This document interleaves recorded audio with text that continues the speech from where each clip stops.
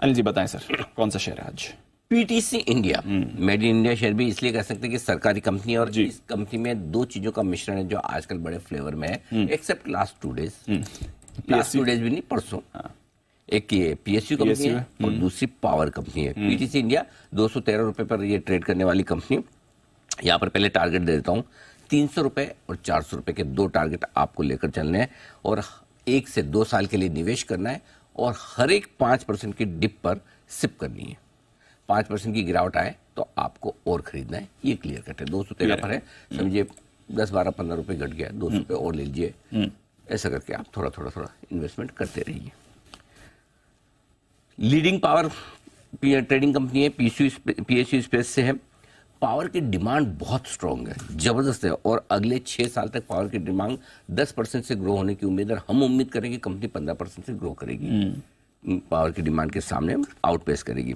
अब dividend yield बहुत attractive है, करीबन करीबन 0.4% का डिविडेंड यील्ड। आजकल के मार्केट में जब 22,000 की निफ्टी हो, वहां पर 0.4% का डिविडेंड यील्ड बहुत अच्छा कहा जाएगा। तो इतने डिविडेंड वाले स्टॉक आपको मिलेंगे नहीं। इसके अलावा भी इस स्टॉक में वैल्यू बहुत जबरदस्त है। इनकी एक सब्सिडी कंपनी है पीटीसी इंडिया फाइनेंशियल, पीएफएस जिसको आप बोलते हैं, जो स्टेक इनके पास है। पहले तो इस कंपनी का मार्केट कैप है 6,300 करोड़ रुपए, ठीक है, 6,300 करोड़ की मार्केट कैप है। उसमें से 2,000 करोड़ का तो इनके पास पीएफएस का शेयर है, ठीक है। 1,932 करोड़ की इनके पास कैश है, यानी 2,000 वो गिन लो, 4,000 करोड़। 2,000 करोड़ की दूसरी एसेट्स है 6,000 करोड़। तो मतलब जितनी मार्केट कैप है उतनी तो इनके पास एसेट्स वैसे ही पड़ी है, बिजनेस अलग से, और ट्रेड कर रहा है बहुत ही अट्रैक्टिव वैल्यूएशन पे। पिछले 9 महीनों की पी मल्टीपल पे देखिए, सिर्फ 12 की मल्टीपल पे। बाकी पीएसयू कंपनियां जो आजकल आप देखते हो ना, कोई आईआरएफसी, कोई क्या 2-2 लाख करोड़, 1-1 लाख करोड़ के मार्केट कैप हो गए, उसके सामने जो फ्लेवर में है पीएसयू कंपनियां, पावर से रिलेटेड कंपनियां, ये नो डाउट पावर ट्रेडिंग में है, जनरेशन में ही, लेकिन और दूसरा एक ये कि इन्होंने एक पावर एक्सचेंज के लिए स्टेक भी खरीदी है, उसका वैल्यूएशन भी 500 करोड़ मानते हैं, वो मैंने गिना नहीं है। वो भी एक्सचेंज बन जाएगा, शुरू हो जाएगा, तो उसकी वैल्यूएशन और होगी। सो ग्रोथ के लिए आगे बहुत सारे स्कोप है, वैल्यूएशन अट्रैक्टिव है, डिविडेंड यील्ड बढ़िया है, इसे आप अपने पोर्टफोलियो में रख सकते हैं। आराम से खरीदिए, 5-5, 7-7% की जब भी कमजोरी आए आराम से सिप करिए। 300 और 400 रुपए के टारगेट 1 से 2 साल के लिए लेकर चले। अच्छे टारगेट्स हैं सर, बढ़िया कंपनी है, और सबसे बड़ी बात गवर्नेंस इशू ज्यादा कुछ है नहीं। पीटीसी इंडिया फाइनेंशियल में हुए थे, इनमें कुछ नहीं, वो भी क्लीन अप हो चुका है। तो ये आपके लिए आज हमारा स्टॉक है। ओके, तो पीटीसी इंडिया ये है आपके लिए बजट का सस्ता शेयर, इसे मेड इन इंडिया शेयर भी आप मानकर चल सकते हैं। कल शाम बाजार बंद होने के बाद बजाज ऑटो ने पेश किए बेहद दमदार नतीजे, आपके सामने रख दूं। आय का आंकड़ा बढ़कर आया 30%, 12,114 करोड़, उम्मीद से ज्यादा। कामकाजी मुनाफा 2,430 करोड़, उम्मीद से ज्यादा। मार्जिन 20%, उम्मीद से कहीं ज्यादा। और मुनाफा 2,042 करोड़, उम्मीद से थोड़ा ज्यादा आता हुआ दिखाई, यानी कि ऑलराउंड परफॉर्मेंस दमदार आती हुई दिखी है। एग्जीक्यूटिव डायरेक्टर राकेश शर्मा साहब हमारे साथ हैं इस वक्त कार्यक्रम में। शर्मा साहब, बहुत बहुत स्वागत है आपका। एक बार फिर से बजाज ऑटो ने दमदार परफॉर्मेंस दी है, बहुत बहुत बधाई आपको।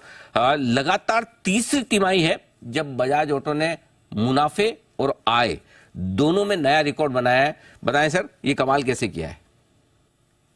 नमस्कार अनिल जी। नमस्कार। जी हाँ, ये एक तरह की हैट्रिक हो गई हम लोग के लिए जी। क्वार्टर 1 में हमने रिकॉर्ड लगाया, क्वार्टर 2 में, और अब क्वार्टर 3 में।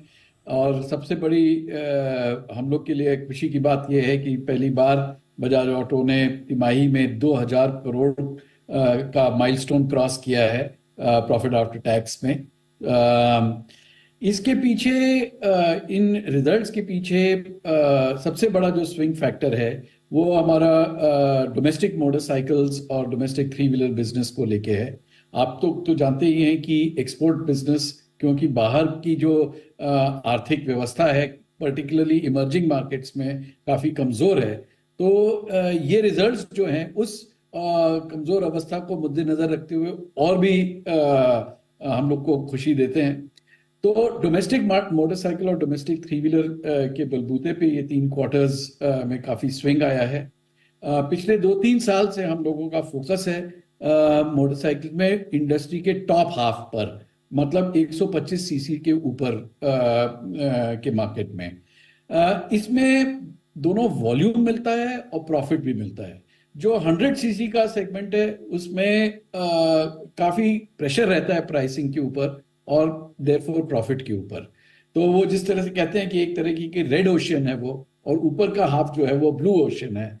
तो हम लोग 2-3 साल से ये ब्लू ओशन में तैरने की कोशिश कर रहे हैं जी और नए नए प्रोडक्ट्स हम लोग लाए हैं। पल्सर हमारा जी फ्लैगशिप ब्रांड है, उसके अंडर। और जी ये सारे प्रोडक्ट्स, तकरीबन सारे ही प्रोडक्ट्स काफी अच्छी तरह से रिसीव हुए हैं। तो तो सर एक इसकी वजह से जी वॉल्यूम भी मिला है, मार्केट शेयर भी मिला है हम्म और प्रॉफिट।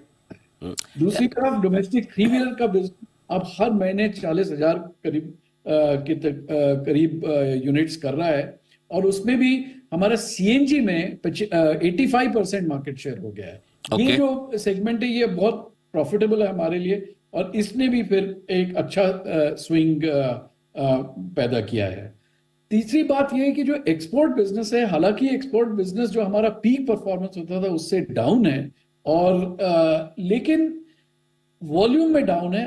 देखने वाली बात यह है कि जो इसका रेवेन्यू और प्रॉफिट है उसमें ग्रोथ है। ओके अब उसमें ग्रोथ इसलिए है, लार्जली थोड़ा सा एक्सचेंज रेट डिवैल्यूएशन भी हुआ है, लेकिन जो हमारा मिक्स है, प्रॉफिटेबल प्रोडक्ट जो हमारे लैटिन अमेरिका वगैरह में एक राइज हुआ है, वो मिक्स हमारा इंप्रूव हुआ है। उसकी वजह से एक्चुअली Q3 में आप देखेंगे कि -4% वॉल्यूम है, -8% वॉल्यूम है, लेकिन +10% रेवेन्यू है, और एबिट जो प्रॉफिट है उससे भी ज्यादा है। ठीक बात है।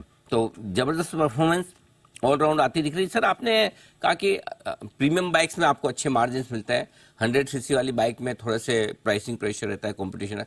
क्या वाकई में मतलब अगर ये जो एंट्री लेवल बाइक्स है, क्या 2-4 हजार रुपए की प्राइसिंग से बड़ा फर्क पड़ता है मार्केट में सर?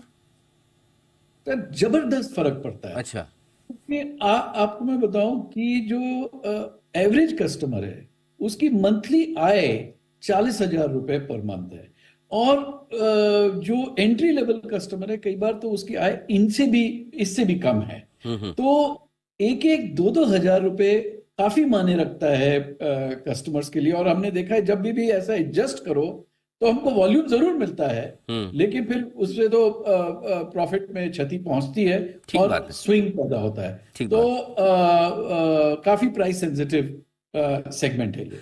आमतौर पर सर आपके मार्जिन 19 से 20% की रेंज में रहे हैं। इस बार 20% से थोड़ा ऊपर निकलने की आपने कोशिश की है। जिस तरह से आप प्रोडक्ट मिक्स बता रहे हैं, क्या उम्मीद रखी जाए चौथी तिमाही में और अगले साल के लिए, अगर कोई एक अंदाजा दे पाए? 20% के ऊपर के मार्जिन मेंटेन करना आसान रहेगा सर? अनिल जी, जो बजाज ऑटो का मार्जिन है ना, ये एक मिश्रण है 3-4 अलग बिजनेस यूनिट्स का। तो जो अगर मैं देखूं कि हमारा Q3 में अगर हम लोग को कोई ऐसी आशंका नहीं नजर आ रही है Q4 में, ना ही मार्केट की तरफ से। सारे प्रोडक्ट्स जो हैं ट्राइड एंड टेस्टेड हो गए हैं अपने पिछले 4-5 महीनों में। नए प्रोडक्ट्स जो हैं, मार्जिन आर्किटेक्चर बिल्कुल ठीक लग रहा है। लेकिन कई बार क्या होता है कि कोई कंट्री मिक्स चेंज हो जाता है, या फिर कहीं पर बिजनेस यूनिट मिक्स चेंज हो जाता है। अगर थ्री व्हीलर थोड़ा कम हुआ, मोटरसाइकिल थोड़ा बढ़ गया, तो उससे मार्जिन के ऊपर इम्पैक्ट होता है, क्योंकि ये काफी गणित के बाद मार्जिन आता है। सिर्फ एक सिंपल बिजनेस नहीं है ये 4-5 बिजनेसेस का मिश्रण है। तो एग्जैक्टली क्या मार्जिन होगा वो हम एंड में ही बोल सकते हैं। लेकिन हाँ, ये मैं कह सकता हूं कि जिस तरह से Q2 Q3 का जो स्ट्रक्चर है उसको हम खास चेंज होता नहीं देख रहे, एटलीस्ट Q4 में। ठीक फिर बात। अगले साल भी हमारी तो कोशिश यही रहती है कि मार्जिन को 20% के करीब ही रखा जाए। बट अब उसमें 1-2%, 1-8% आगे पीछे वो मिश्रण की वजह से भी हो सकता है। ठीक बात है। सर आपने एक्सपोर्ट्स की बात भी कही कि वैसे इंप्रूवमेंट है, अपने पीक से आप 70% पे पहुंचे 2022 के। अभी हाल ही में जो ये रेड सी, लाल सागर से संबंधित जो समस्याएं चल रही है, क्या उससे थोड़ा एक्सपोर्ट पर इम्पैक्ट आ रहा है? और साथ ही ये कि क्या फ्रेट वगैरह बढ़ रहे हैं सर? अनिल जी, इस पे जो दिसंबर जनवरी के महीने में थोड़ा बहुत इम्पैक्ट जरूर है। क्योंकि क्या होता है, इसमें 3 प्रकार का इम्पैक्ट है। पहला ये है कि आपको शिपिंग अपॉर्चुनिटी नहीं मिल रही। मतलब आपका माल रेडी है, पैसा मिल गया है आपको, लेकिन आप शिप नहीं कर पा रहे, आपको कंटेनर नहीं मिलते। क्योंकि ये शिपिंग नहीं, ये एक्चुअली कंटेनर्स की व्यवस्था बिगड़ जाती है, क्योंकि सारे कंटेनर एक तरफ जमा हो जाते हैं और जहां पे चाहिए वहां पे नहीं मिलते। तो तो उससे जो शिपिंग शेड्यूल्स में फर्क पड़ता है, ये सबसे टेम्पररी इम्पैक्ट है, लेकिन इससे एक्सपोर्ट पे फर्क पड़ता है। ये हम लोगों ने दिसंबर और जनवरी में जरूर महसूस किया है। दूसरा इम्पैक्ट ये है कि समय लगने लगता है। जो चीज हम लोग 3 हफ्ते में अफ्रीका पहुंचा देते थे, 4 हफ्ते में लैटिन अमेरिका पहुंचा देते थे, अब हमको 5 हफ्ते, 6 हफ्ते, 7 हफ्ते लग रहे हैं। तो इसमें इसका मतलब है कि जो कस्टमर्स हैं, जो हमारे पार्टनर्स हैं, उनको स्टॉक में ज्यादा इन्वेस्ट करना पड़ता है, क्योंकि ज्यादा स्टॉक अब सागर में रहेगा। तीसरा इम्पैक्ट है, जैसे कि आपने भी कहा, इसका फ्रेट रेट्स डबल हो गए हैं। तो जो चीज जैसे लैटिन अमेरिका आपकी अगर $2,500-3,000 कंटेनर में पहुंच जाती थी, अब 6,000, 5,500 इस तरह के कंटेनर हो गए, उसका प्राइसिंग के ऊपर इम्पैक्ट पड़ेगा। लेकिन मेरा ये समझना है कि अगर ये चीज एकदम से कोई जंग वंग नहीं छिड़ जाती, तो ये 1-2 महीने में इसमें फिर भी स्टेबिलिटी आ जाना चाहिए। लेकिन हाँ, 10%, 15% ओवरऑल तो इम्पैक्ट हो ही गया है in the short term. Perfect. बहुत बहुत धन्यवाद शर्मा साहब, समय देने के लिए, नतियों पर विस्तार से बातचीत करने के लिए। एक बार फिर से आपको दमदार परफॉर्मेंस और शानदार नतियों के लिए बहुत बहुत बधाई सर, और शुभकामनाएं धन्यवाद अगले तिमाही अनिल। के लिए भी। धन्यवाद सर।